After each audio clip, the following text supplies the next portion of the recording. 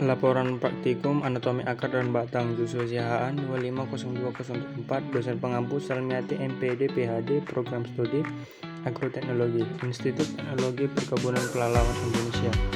Latar belakang: anatomi akar dan batang merupakan cabang ilmu yang mempelajari struktur dalam tumbuhan untuk memahami fungsi serta hubungan antar jaringan. Akar berfungsi utama sebagai penopang tumbuhan, penyerap air dan unsur hara dari tanah, serta pengangkut zat ke bagian atas tumbuhan. Secara anatomi, akar terdiri dari lapisan epidermis, korteks, endodermis, dan silinder pusat yang berisi jaringan xilem dan floem. Struktur ini membantu akar beradaptasi dengan lingkungan tanah dan mendukung proses penyerapan hara serta air secara efisien.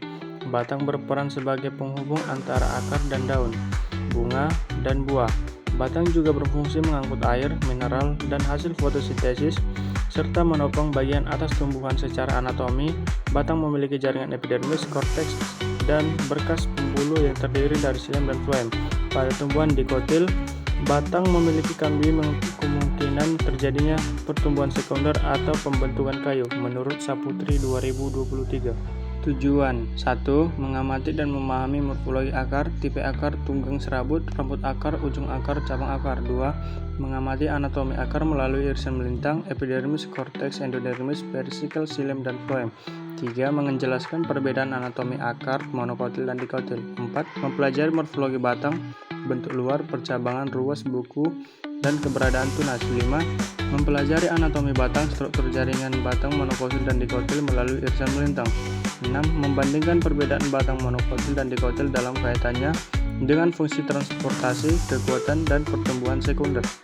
Alat yang digunakan: 1. Kaca preparat, buku gambar, penutup kaca preparat, larutan safranin, kertas label, cutter, penggaris, dan mikroskop.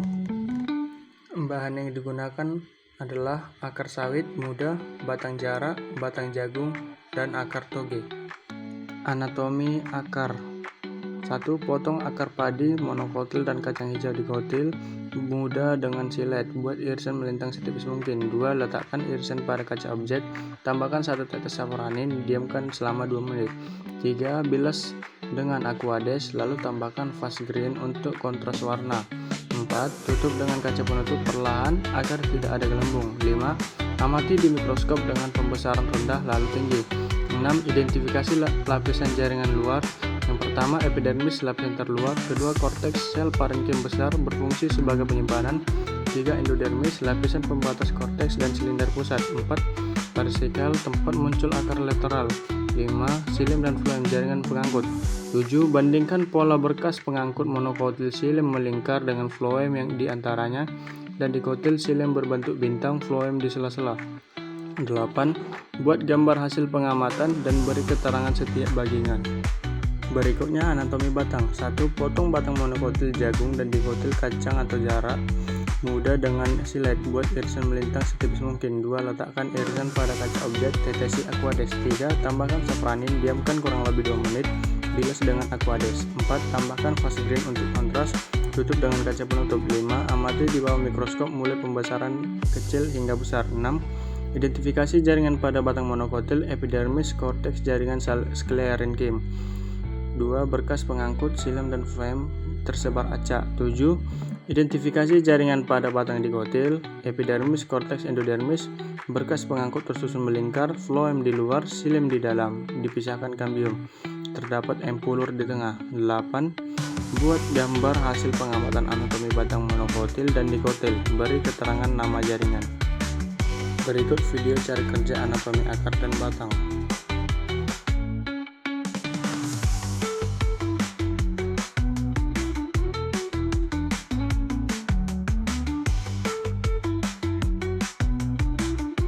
Hasil dan pembahasan. Akar sawit adalah akar monokotil yang mana akarnya langsung masuk ke dalam tanah dan langsung menyebar. Akarnya serabut yang terlihat adalah epidermis, korteks, jaringan pengangkut xilem dan floem, menurut Rahmawati 2023. Akar toge adalah akar dikotil yang mana akarnya mempunyai kambium dan termasuk akar tunggang. Jaringan yang terlihat di mikroskop adalah epidermis, korteks, dan endodermis, menurut Putra 2023. Batang jagung termasuk batang monokotil karena xilem dan floemnya menyebar. Hasil yang tampak saat di mikroskop adalah berkas pengangkut tersebar acak tidak ada kambium ataupun empulur, menurut Lestari 2022.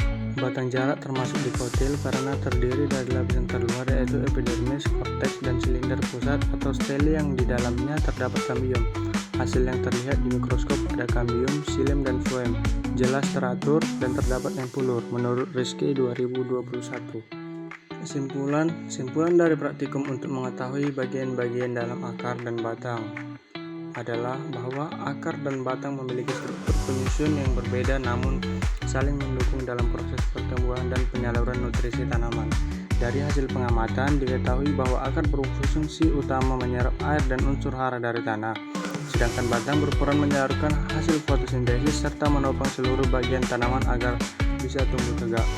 Melalui praktikum ini, kita jadi lebih paham bagaimana jaringan-jaringan seperti epidermis, korteks, endodermis, dan xilem floem bekerja sama bersama untuk menjaga kelangsungan hidup tanaman. Sarannya pada praktikum selanjutnya dimohon kepada seluruh kelompok agar dapat mengantri agar penelitiannya tidak lama dan teratur. Dan juga saran untuk kelompok 6 potongannya agar lebih tipis lagi saat memotong. Rangkuman anatomi akar dan batang sama-sama penting bagi pertumbuhan tanaman. Akar berfungsi menyerap air dan hara melalui jaringan seperti epidermis, korteks, endodermis, serta xilem dan floem. Sementara batang berperan menyalurkan air dan makanan ke seluruh tubuh bagian tanaman lewat berkas pengangkutnya, serta diperkuat oleh kolenkin dan sklerenkin. Keduanya saling mendukung agar tanaman bisa tumbuh dan berfotosintesis dengan baik, menurut Lestari 2022.